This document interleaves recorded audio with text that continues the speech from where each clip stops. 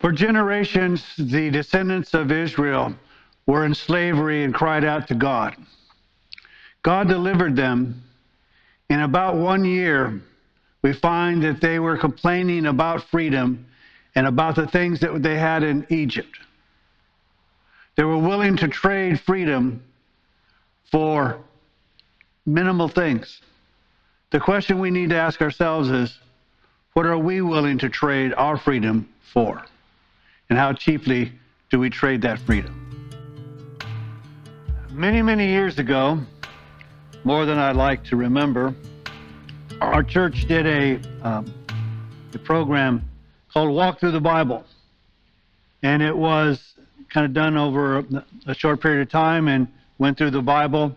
And it gave you kind of an overview of the Bible, kind of the Cliff Notes version. And they would do things to help lock in the thoughts and the ideas. So, for instance, to get you to remember Joseph, the speaker would say, Joseph, and he would do that to kind of the coat of many colors.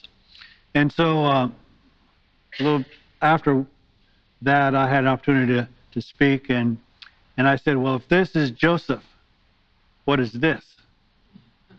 And no one knew, and I go, well, if this is Joseph, this is Joe. Well, that was brought up a few weeks ago when I was considering what to do after we've finished the Advent season and after going through the Gospel of Mark. And that reminded me of the walk through the Bible. And during the New Year's time, and that a lot of people make resolutions, and they're going to go on a diet, they're going to do these things and exercise and do whatever. And many Christians will say they're going to read through the Bible. And they have good intentions, and sometimes they fall off just because we tend not to install new habits, and so we just kind of forget. And the other is because you intend to, and you start out in Genesis, and it's great. There's great stories, and it's interesting, and there's some theology there. And then you go through Exodus, and you go, oh, that's cool, and there's, again, some great stories and some understanding. And then you hit Leviticus. And it's about sacrifices and laws and whatever, and you go, well, I'm not a Levitical priest, and who cares? So you kind of struggle through it, and some people fall away, and others kind of get through it, and then they get to the book of Numbers. And the first 10 chapters of Numbers is numbers. They're taking a census, and they're kind of organizing, and many people just stop there to go, I give up. Or they jump over to the New Testament because they just can't do it. And so what I'm going to do is kind of a version of walking through the Bible in Numbers. I'm going to ignore the first 10 chapters. And I'm going to miss certain aspects of Numbers that I don't necessarily think is relevant. But I want us to go because there are some great teaching and events and warnings that we should know about that we miss because it starts out with a census and numbers and just seems boring. And so we're going to start in chapter 11. So if you have your Bibles, and you should, turn to Numbers chapter 11. And Numbers is you got Genesis, Exodus, Leviticus, and then Numbers. It's the fourth book, and then turn to the 10th chapter. Now, the context of this is that the children of Israel left Egypt under the power of God. They went to Mount Sinai, where the law was given to them, and they stayed. And now we're about 1 year after their leaving Egypt and that bondage. And the previous chapter at the end says that they decided that God tells them to go on a 3-day journey. So let's say 1 year and 3 days into this, and this is the context, and this is where we're at. And so it says this: now the people became like those who complain of adversity in the hearing of the Lord. And when the Lord heard it, his anger was kindled, and the fire of the Lord burned them among them and consumed some of the outskirts of the camp. And so, if you've been listening to me, especially in the last message, maybe we should, when we talk, we should talk like God hears. Because guess what? God hears. And he said, these people are griping and complaining, and God's hearing it. And basically their gripes and complaints are as a result of what God has done. And so God is angry with them, and a fire, and on the outside of this camp, there are those who are burned up because of that. Now, this kind of shows, if you will, some people say, oh, God is angry and whatever. I see God as merciful. Because if I were God, everybody was griping and complaining against me, you'd be burned up. And so he just kind of gives a warning. Don't mess with me. We have a kind of an acronym, and it's the FOFA. I'm not going to, I'll do the PG version. It's fool around and find out. Well, they fooled around and they found out that God is to be taken seriously. And so should we. And so they're griping and complaining, and we're going to see why they're griping and complaining. And the people therefore cried out to Moses, and Moses prayed to the Lord, and the fire died out. So the people seek Moses' intervention, and Moses intervenes, and God then stops the fire. So we again see that there's this pecking order, that the people see that it's Moses who has influence with God. Therefore, we'll get Moses to be on our side. Wouldn't it be better if the people walked like Moses walked and had a relationship with God where they could cry out to God and say, God, we're sorry, we repent, we'll stop. But they seek Moses' intervention, and fortunate for them, Moses does. So it says, and so the name of that place was called Taberah, which means burning, because of the fire of the Lord burned among them. And so this place has a particular name because of it. And the rabble who were among them had greedy desires.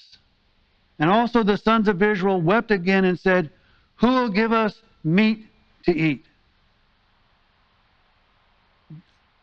They want meat to eat. They want something different in their diet than they're getting. And then they go, we remember the fish which we used to eat free in Egypt, and the cucumbers, and the melons, and the leeks, and the onions, and the garlic. They go, we had all this food while we were slaves. Wasn't it wonderful? Notice they don't mention the fact that they had to make bricks and find their own straw. Notice that they don't talk about the way they were beaten and mistreated, and they cried out for generation upon generation for redemption and freedom, and because they don't like their diet, they're willing to exchange it for cucumbers. Now, me, myself, I don't like cucumbers, so I don't much care. I could probably do it, and leeks, who cares? Onions, well, it's a nice seasoning, and garlic's a nice seasoning. Fish, okay. But it can't be that great a fish because they were not ocean, they were probably in the canals and the Nile and whatever. So it's catfish, and most people today go, oh, catfish is disgusting. It's a poor man's fish. But they're griping and complaining because what God has been providing. It says, but now our appetite is gone. Now, for one who needs to lose weight, that's probably a good thing. People are taking medicine now to eliminate their appetite. But these people are complaining that their appetite is gone because they're not getting cucumbers. And there is nothing to look at except this manna. The bread of heaven, that which God is providing, they're tired of looking at it. Now, the scripture is going to tell us what the manna was like. It says, now manna was like coriander seed, and its appearance was like bdellium. Now, bdellium is kind of a resin type of thing, so it's kind of a sticky type of thing. And this bdellium is also, if you will, for those of you who are involved with essential oils, is an essential oil, and it helps as a medicine, which means that not only was God giving them healthy food, he was providing medicine at the same time. So he was providing them a complete diet that also made sure that they wouldn't get sick. But they're griping and complaining because they don't get cucumbers. And the people would go about and gather it and grind it between two millstones, or beat it in a mortar and boil it in the pot and make cakes with it. And the taste of it was like the taste of cakes baked with oil. So it's giving us an example of what it's like, how it looks, and how it tastes. Now, that sounds pretty good to me, like taste of cakes. I mean, one of my problems is I'm tempted with dessert after a meal when I shouldn't eat the dessert, and cake is one of those things that is tempting. And they're going, so not only they're complaining about the food, but they're complaining about the food that tastes good and is good for them. Again, they would rather have cucumbers in slavery than tasty, nutritious food provided for them by God himself. All they had to do was go out and collect it, and they didn't have to plant it, they didn't have to water it, they just had to go out and pick it up. But that's too hard. And when the dew fell on the camp at night, the manna would fall with it. Again, no planting, no agricultural experience. Just pick it up. Now, Moses,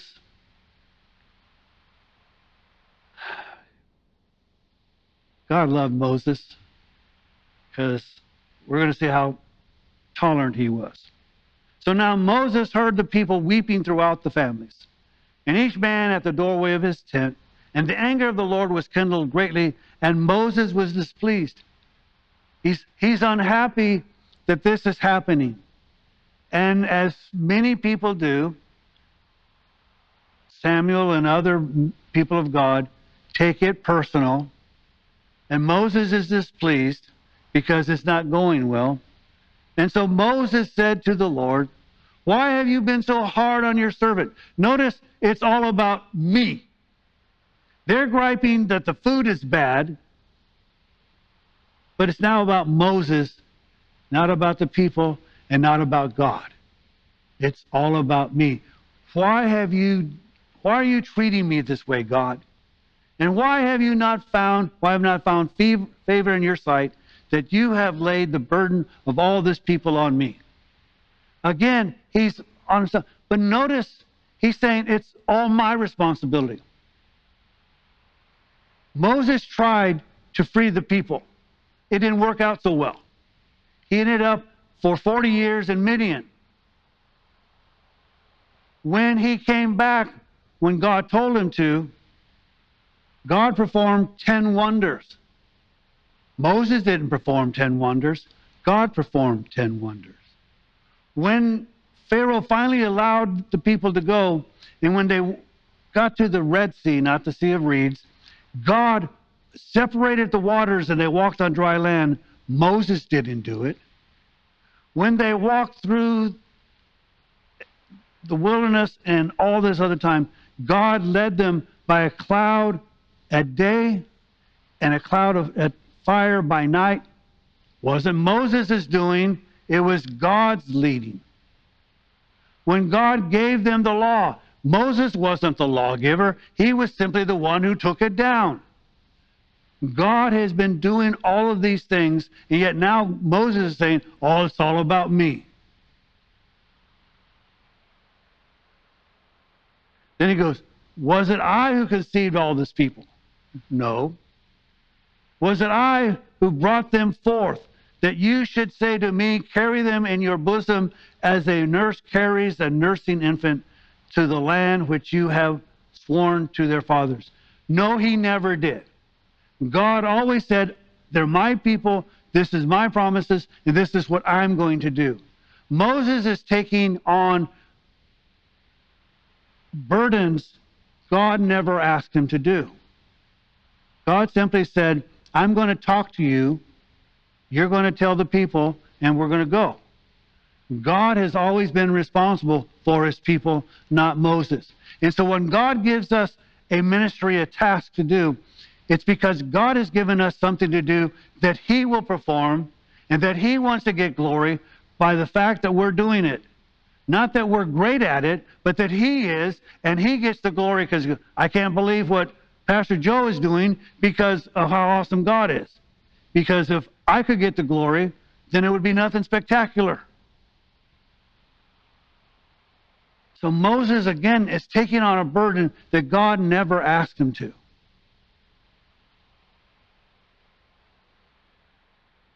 Then he again takes it on personal. Where am I to get meat to give to all this people? For they weep before me, saying, give us meat that we may eat. So again, he's saying, where am I going to find this food? Again, he's taking on the responsibility that God has not asked him to do. He goes, I alone am not able to carry all this people because it is too burdensome for me. And he's right, it is. And it's not God who's ever asked him to carry the burden. God has simply asked him to be the man God has asked him to be. So if you're going to deal with me, please kill me at once. Notice everybody goes, just kill me. Okay? So what's the result if God kills him? Then he's in heaven with God. Well, where is he now? On earth with God, depending on God. What we'd be doing in heaven, depending on God.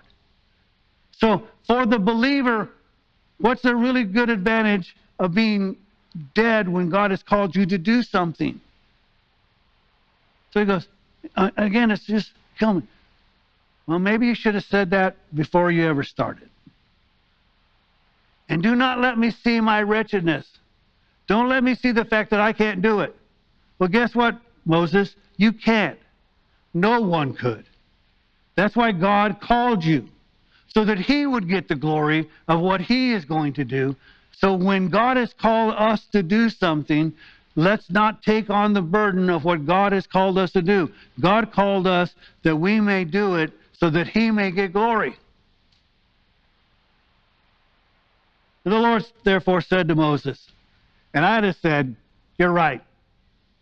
You're done. I'm putting in the B team. Because the A team obviously can't do it. But God is merciful. Everybody said how angry God is. Notice, gather for me 70 men from the elders of Israel, whom you know to be the elders of the people and their officers, and bring them to the tent of the meeting, and let them take their stand there with you. God is saying, I'm going to give you help. You're talking about you're all by yourself. So God says, I'm going to give you 70. Now, the sad thing is, and it's going to talk more about it, this 70 people become what we call the Sanhedrin. This 70 people were there to help a man of God, who ultimately will condemn the Son of God. Because it is the Sanhedrin who brings Jesus before trial to condemn him of blasphemy and other things when he was the Son of God. And so this helpers ultimately became anything other than helpers. Instead of helping God, they became enemies of God. Then I will come down and speak with you there, and I will take of the Spirit who is upon you, and will put it on him, on them, and they shall bear the burden of the people with you, so that you will not bear it all alone. Again, I'd have just said, Moses, you think too highly of yourself.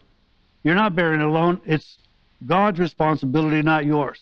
But God is being merciful, saying, okay, if you think you need help, I'll give you help. I'll give you 70 people. And say to the people, consecrate yourselves for tomorrow, and you shall eat meat, for you shall weep in the ears of the Lord, saying, oh, that someone would give us meat to eat, for we were well off in Egypt. Therefore the Lord will give you meat, and you shall eat. So he goes, I'm going to give you the 70 people to help you out, because you can't take anymore. You want to die. So I'm going to give you help, and I'm going to answer the people's problem. I'm going to give them meat to eat, because they would rather have fish and cucumbers than to be in my presence and to have freedom. How cheaply they were willing to exchange their freedom for food. It wasn't like they were starving. They just didn't like the diet. But then God, being God, says this, and you shall eat not 1 day, nor 2 days, nor 5 days, nor 10 days, nor 20 days. God is saying, I'm going to give you meat to eat like you've never seen before. But a whole month, until it comes out of your nostrils and becomes loathsome to you, because you have rejected the Lord who is among you, and have wept before him, saying, why did we ever leave Egypt? God's saying, you don't like the diet? You're sick of the manna? I'm going to make you sick of meat.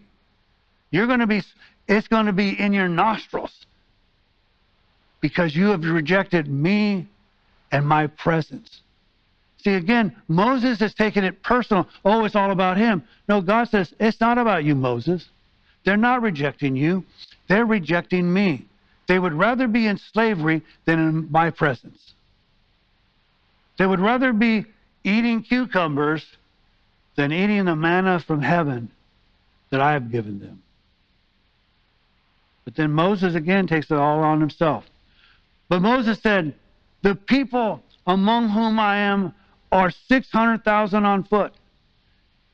And yet you have said, I will give them meat so that they may eat for a whole month.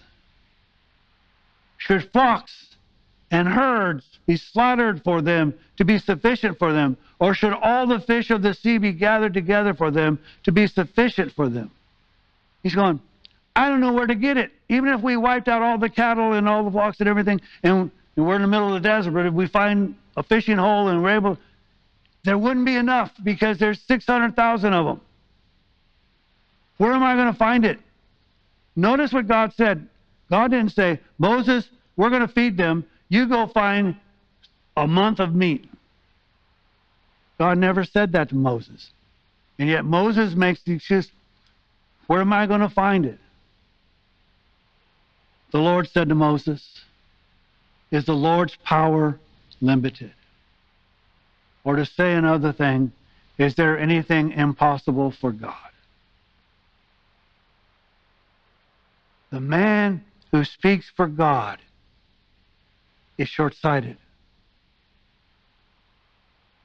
The man who was at that burning bush, who said, well, what do I call you? When they asked me, and it says, I am who I am, and sees those 10 wonders, and sees the seas parting, and sees the fire and the cloud, and sees that they made a tabernacle, not that God might reside in it, but that they might be able to meet God there. And that God has done all these things, and God has spoken to him, and God has dealt with Moses like very few others ever. God spoke to Moses face to face. If there was ever a man who didn't need to doubt if there was a God, it was Moses. Because Moses saw the power and glory of God. Even when Moses said, can I see you? He goes, well, I'll let you see my backside because you can't see him. He allowed him to do it. And yet Moses, who knew God and see God's power and see God's capacity, doubts that God can do it. But then again, aren't we like Moses? We've seen God's actions. We've seen God's actions in other people's lives. We've seen God's actions in the scriptures. We've seen God's action even in our own lives. Then we wonder, well, can God do it this time? Is God's power limited? So then God says, now you shall see whether my word will come true for you or not. Again, I see a compassionate God. Because if I were God, I'd say, Moses, I have eternity on my time. I'm going to take you out. I'm going to take everybody but one person out because I made a promise to Abraham. And I'm going to start over. Because I got eternity on my side. You don't. So I'm just going to start over. But God is merciful to the people who gripe and complain. And God is merciful to the man of God who should know who God is and be his representative. And who has gone before God on behalf of the people time after time after time. And we see God relenting and being merciful and forgiving. So Moses went out and told the people the words of the Lord. Also he gathered 70 men of the elders of the people and stationed them around the tent. Then the Lord came down in the cloud and spoke to them. He looked on the Spirit and placed him on 70 elders. And when the Spirit rested on them, they prophesied, but they did not do it again. God says, I'm going to show you that my Spirit rests on them, so I'm going to give them prophecy. But I'm going to give it to them one time, because I'm speaking through Moses, not the 70. But 2 men had remained in the camp. The name of one was Eldad, and the other was Medad. And the Spirit rested on them. Now they were among those who had been registered, but had not gone out to the tent. And they prophesied in the tent. Now saying, my power is now limited by the fact that you're there. These 2 didn't show up when they were supposed to. They were still in the tent. But God sent you adorned, decided on 70, and these 70, they're going to be prophesying as well. So a young man ran and told Moses and said, Eldad and Medad are prophesying in the camp. Then Joshua the son of Nun, the attendant of Moses from his youth, said, Moses, my Lord, restrain them. He's going, wait a minute, these guys are prophesying. You're supposed to be the one who does it. But Moses said to him, are you jealous for my sake?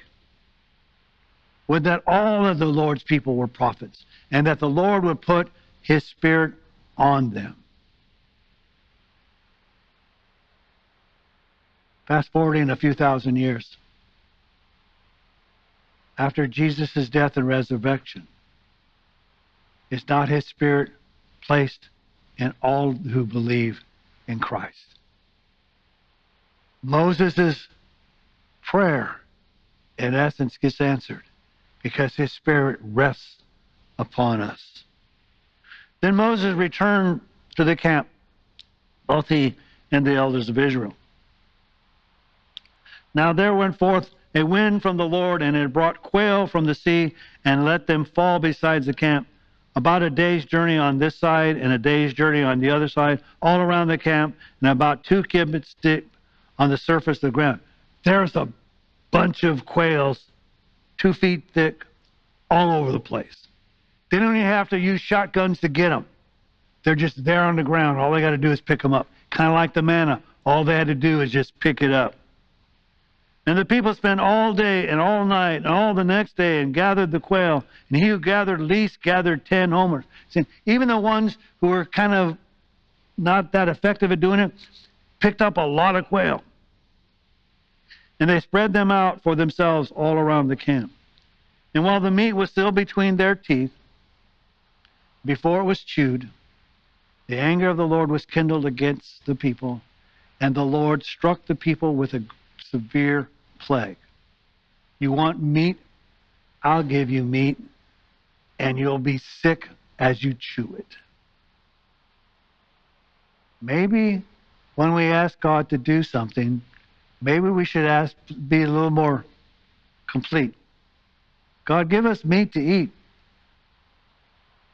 that we might enjoy.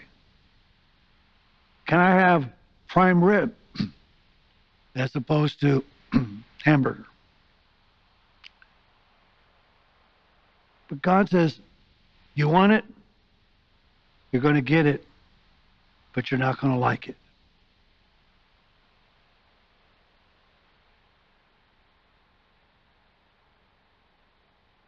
God provided manna, and they were sick of it. So God provided them meat, and they became sick of it.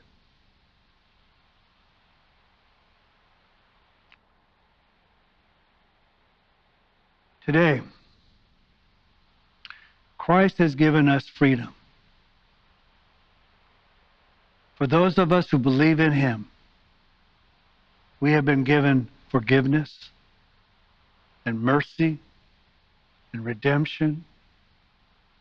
We are not just excused, we are justified.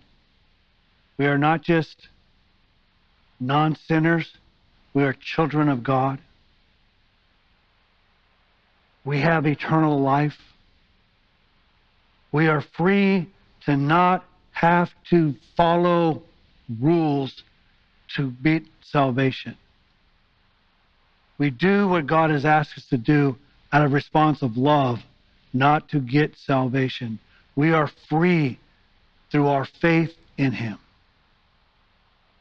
And yet, all too often, people want to take that freedom and put us back into slavery. Oh, you got to do these things. You can't play cards or go to movies or do this or do that, or don't do the things that I don't like or do the things that I like. We make rules and regulations of how Christians are supposed to act. And you want to know how Christians are supposed to act? Ask a non-believer. They'll tell you how Christians are supposed to act. But the problem is that non-believers don't understand what we believers are supposed to be doing. And so in Galatians chapter 6, verse 1, 5, verse 1, it says this. It was for freedom that Christ set us free. Just like those children of Israel who cried out to God for redemption. And God demonstrated His power by sending 10 signs and wonders and separating the sea and doing all of these things in the power of God. God sent His Son to walk among us and to minister to us, and then to die on a cross, to be buried and rise again on the third day. And we want to take that and make it subject to rules and regulations, when God has said, no, I set you free from that. Faith is what I'm looking for. Moses, as awesome and great as he was weak in faith, which means God grades it on a curve. You and I have been weak in faith, but God doesn't give up on us. God still continues to deal with us. God still allows His Spirit to dwell in us and to teach us and to remind us. And so we should remember that God has set us free. Therefore, keep standing firm and do not be subject again to the yoke of slavery. You're no longer subject of slavery of sin. Yeah, but I do sin. That's an excuse. Christ has set us free from the slavery of sin. So when we sin because we choose to. Because we think God's power is limited. God has set us that we might not live in the flesh, but in the Spirit. That we might have the fruits of the Spirit. Not the fruits of, I do this right or I do this wrong. The fruits of joy and peace. And if you notice, these people were griping and complaining. If they had done the will of God,